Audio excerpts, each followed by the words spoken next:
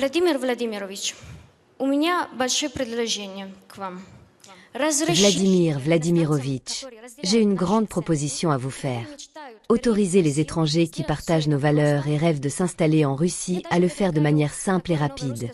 Je propose même un nouveau mot russe pour cela, impatriation. Cela signifie un déménagement permanent en Russie basé sur des valeurs culturelles, traditionnelles et familiales. Tout cela serait bénéfique pour la Russie, car ces personnes apporteraient de nouvelles compétences. Il s'agirait d'entrepreneurs, de nouveaux habitants pour le pays, d'un apport supplémentaire à l'économie et de personnes qualifiées.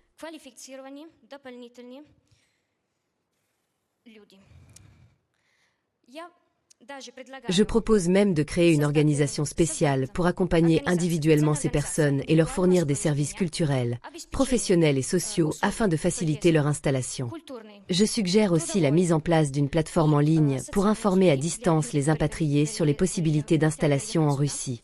Vladimir Vladimirovitch, je suis personnellement prête à aider dans ce projet et à obtenir la citoyenneté russe pour construire ma vie future dans ce magnifique pays, la Russie. Merci beaucoup. Лично готова в этом помогать и получить российское гражданство, чтобы построить свою дальнейшую жизнь в этой прекрасной стране, в России. Спасибо вам большое. Спасибо.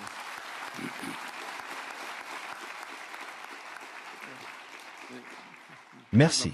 Puis-je poser quelques questions de clarification? Bien sûr. Vous avez dit être tombée amoureuse de la Russie. Et c'est tout? Vous n'êtes tombée amoureuse de personne d'autre? Parce que si c'est le cas, tout sera encore plus simple à mettre en place. Non, pas encore. Étrange. Une si belle jeune femme et toujours personne dans votre cœur, mais il est certain que quelqu'un est déjà tombé amoureux de vous. Même pendant votre intervention, il y en a sûrement beaucoup dans cette salle. D'où venez-vous en Italie? De quelle région? Je viens de la région de Milan. De Milan? Du nord de l'Italie? Oui, c'est exact. C'est un bel endroit, une région industrielle développée d'Italie. L'Italie nous a toujours été proche. Je me souviens de mes voyages là-bas et de l'accueil chaleureux des gens. Il y avait des endroits où je me sentais totalement chez moi. C'est certain. Milan est une province laborieuse où l'industrie est bien développée. Ce que vous venez de dire sur votre attachement à nos valeurs morales et traditionnelles, c'est précisément ce dont je parle. Ces valeurs ne sont pas seulement les nôtres. En réalité, en Europe, de nombreuses personnes les partagent également. C'est une bonne chose. Mais comment? L'idée est bonne. Prendre en compte les valeurs morales et traditionnelles lorsqu'on accueille des personnes souhaitant vivre ici. Mais comment déterminer les valeurs réelles d'une personne? C'est un rôle clé que devrait jouer le service de l'immigration. Il faut des spécialistes capables de comprendre réellement qui ils ont en face d'eux et quelles sont les aspirations de ces personnes. Et pour chaque individu, il faudrait définir comment il peut vivre confortablement et sereinement en Russie. Mais la question est, comment savoir si ces personnes partagent vraiment ces valeurs? Je ne suis pas experte, je ne travaille pas dans le service de l'immigration, mais il est important de comprendre ce que sont ces valeurs et ce que la Russie propose. Par exemple, je peux donner un exemple. En Russie, il y a une grande tolérance. C'est un pays multinational et multiconfessionnel. À l'Ouest, et je peux en parler car j'y ai vécu, en Italie, il est aujourd'hui très difficile de trouver un pays où différentes communautés vivent en harmonie. C'est une valeur que la Russie veut préserver. Deuxièmement, aujourd'hui, l'homosexualité et le transgendérisme sont très répandus. Ce sont de nouvelles valeurs. Et certaines personnes, qui comprennent parfaitement que ce ne sont pas des valeurs traditionnelles ni familiales, souhaitent préserver leurs convictions, mais se retrouvent dans un environnement hostile. Elles se demandent donc, où puis-je me sentir en sécurité? Et la réponse existe, c'est la Russie.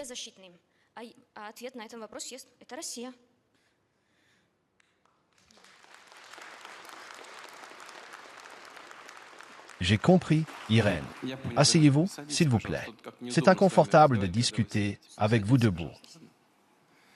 Votre proposition est très bonne. Elle est très pertinente pour nous. En fait, elle est aussi pour n'importe quel pays, y compris en Europe.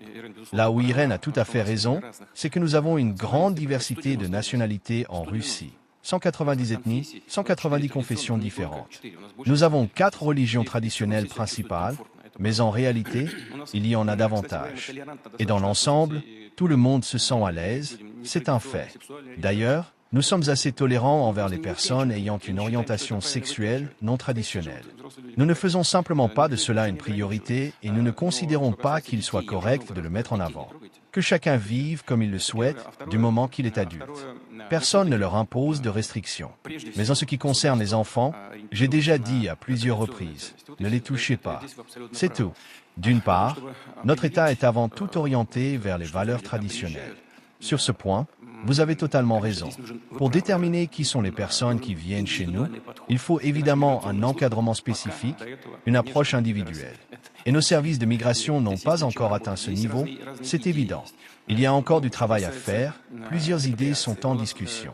En ce qui concerne la repatriation, nous n'avions pas ce terme auparavant dans notre droit.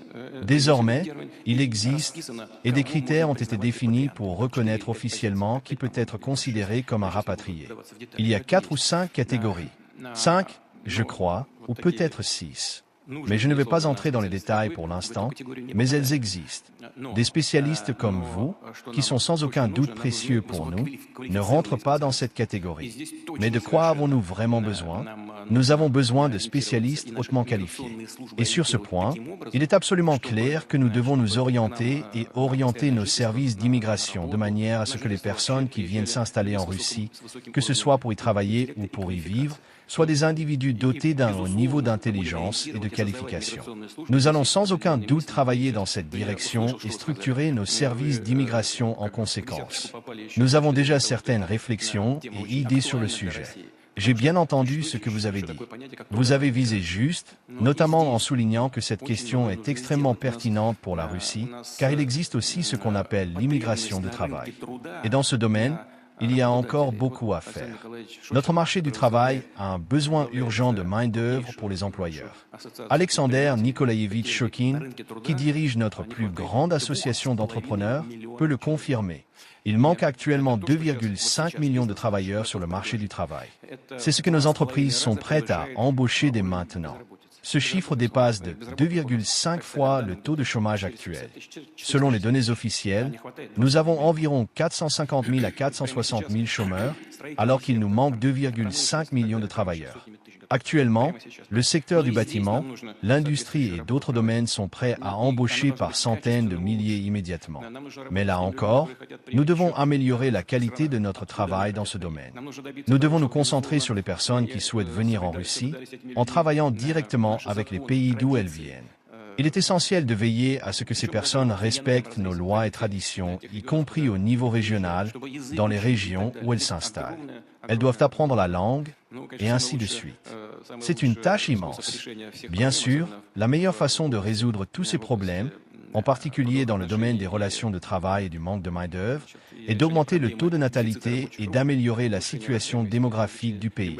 C'est une évidence. Et nous suivons également cette voie en renforçant les mesures de soutien de l'État en faveur de la famille, de l'enfance et de la maternité. C'est un sujet distinct, mais tout cela est étroitement lié. Vos idées sont justes. Je vous remercie pour ces suggestions. Nous allons aller dans cette direction.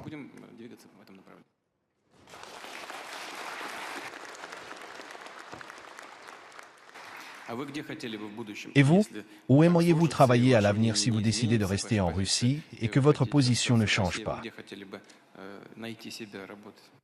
Il est encore tôt pour le dire, mais je veux lier ma vie au développement et à l'amélioration de la Russie. Parce que la Russie m'a beaucoup donné, énormément. Et je veux remercier ce pays en contribuant concrètement à son développement et en l'aidant.